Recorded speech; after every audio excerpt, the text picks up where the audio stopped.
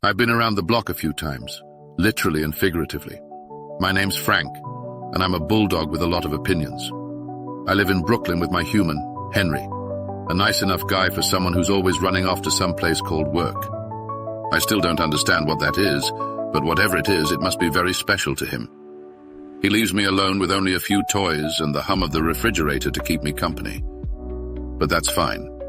I've got the run of the place, and this apartment? It's my domain. Now, let me tell you about my home, or as I like to call it, Frank's Fortress. Henry would probably argue, but let's be real. I'm the one who spends all day here, guarding it against the mailman, squirrels on the fire escape, and the occasional neighborhood cat that struts across our window ledge like he owns the place. Spoiler alert, he doesn't. My favorite spot, the couch. Specifically, the left cushion, which has been broken in to fit my unique shape, a perfect blend of stubborn and adorable. Sure, Henry tries to make me sit on the floor, but I think we both know who's winning that battle. Besides, it's prime location for watching the great beyond, aka the street outside. If you've never watched a pigeon steal a pizza crust off the sidewalk, let me tell you, you haven't lived. Henry and I have what I like to call a breakfast understanding. Every morning he stumbles out of bed and heads straight for the coffee machine. He's half awake, muttering to himself, and yet I'm at full attention, tail wagging and drool collecting like Niagara Falls. Do I get my breakfast right away? Oh no. I'm forced to wait, practically starving, while he fiddles with his precious mug. This, my friends, is true injustice. But once that food hits my bowl, it's like a symphony of flavors. Henry has this great habit of dropping little accidents while he cooks. Buttered toast, a piece of bacon here and there. He says it's unintentional, but I know better. My only complaint? He doesn't make breakfast nearly as often as he should. Saturdays are my favorite because Henry finally makes a feast. Eggs, bacon, toast, and sometimes pancakes if he's feeling fancy. I sit right there by his feet, looking as adorable as possible. Works like a charm, mostly. There's nothing like a good game of tug-of-war with my squeaky duck toy. Oh, that toy. It's my mortal enemy and best friend all rolled into one. Henry laughs every time he sees me charging at it with all my bulldog might, and sometimes he even joins in. We've had battles that feel like they'll go down in history. But the best part, when I finally get a good grip, shake my head, and rip that duck from his hand. Sweet victory.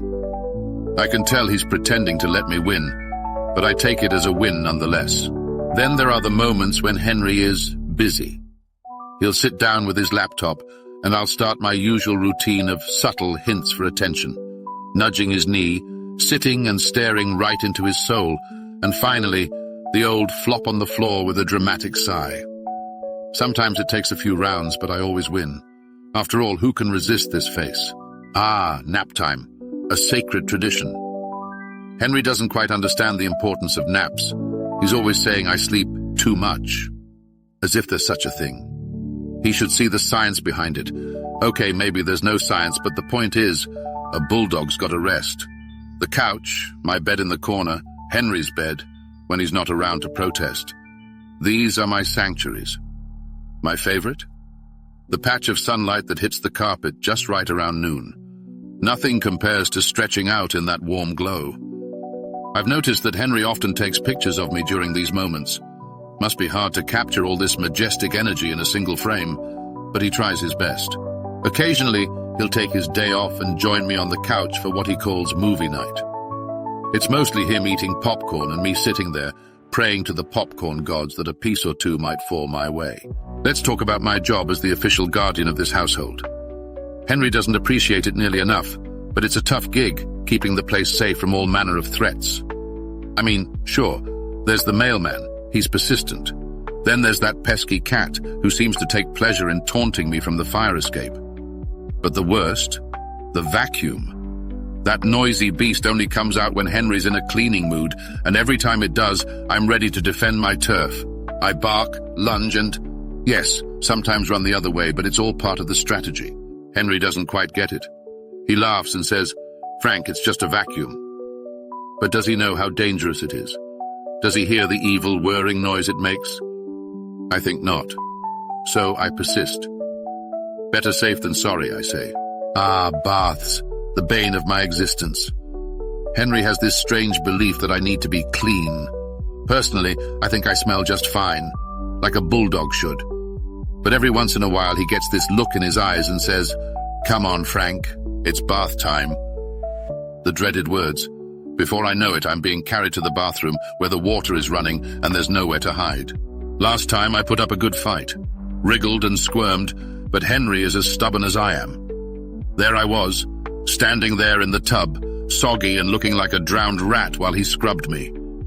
He says I look cute with the suds, but I know he's just saying that to make himself feel better. After it's all over, though, I'll admit, only to you, I do feel pretty good. Clean and shiny. But don't tell Henry. It would only encourage him. At the end of each day, there's a little ritual that Henry and I share.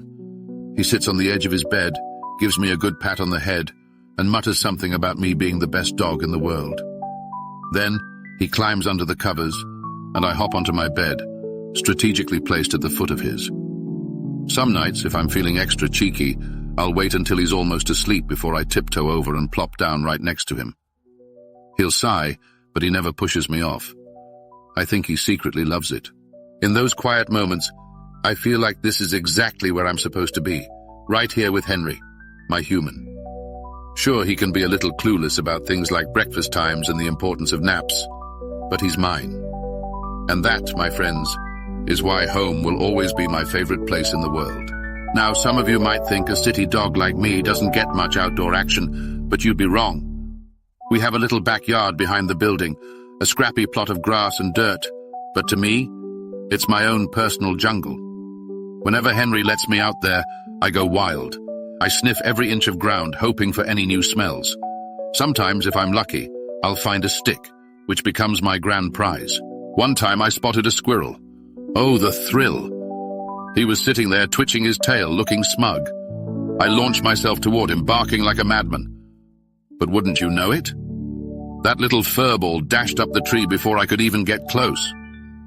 Henry came out, laughing and calling me a ferocious hunter. I wasn't amused, but even though I didn't catch that squirrel, I still strutted back into the apartment like a champion. After all, it's the thought that counts. Henry has this thing about slippers. He loves them. I mean, who needs slippers when you've got perfectly good paws? But hey, I'm not here to judge. One day, Henry was getting ready for work, and I noticed he was looking around, muttering under his breath. I knew that look. He was searching for his slipper, and I was the prime suspect. Here's the thing, I hadn't actually taken it, but I figured, why waste a perfectly good opportunity to watch him squirm? So I sat there, looking innocent as could be, while he turned the apartment upside down. Just as he was about to give up, I trotted over to my bed, dug around a bit, and what do you know? There was the slipper. Had I put it there on purpose? I'll let you decide. Let's just say I got an extra treat that day for being such a good boy. I've told you about the couch, the battles with the vacuum, the backyard, and even the bath ordeal. But let me tell you something important, something only a dog could understand. Home isn't just a place where I get treats or take naps. It's where I belong. It's where Henry is. Every day I wait for him by the door, listening for the sound of his footsteps coming up the stairs. That moment when he walks through the door, it's like the first time. Every time. There are other places I like, sure. The park, the streets of Brooklyn, that one bakery that smells like heaven. But nothing compares to home. It's where I'm loved, where I feel safe, and where I know without a doubt that I'm part of something special. Henry might think he's the one taking care of me, but between you and me, I think I take care of him too. So here's to home, where every day is an adventure and every corner holds a memory. I wouldn't trade it for anything in the world. And as long as Henry's around, I know I'll always have a place right here, in my little fortress in Brooklyn.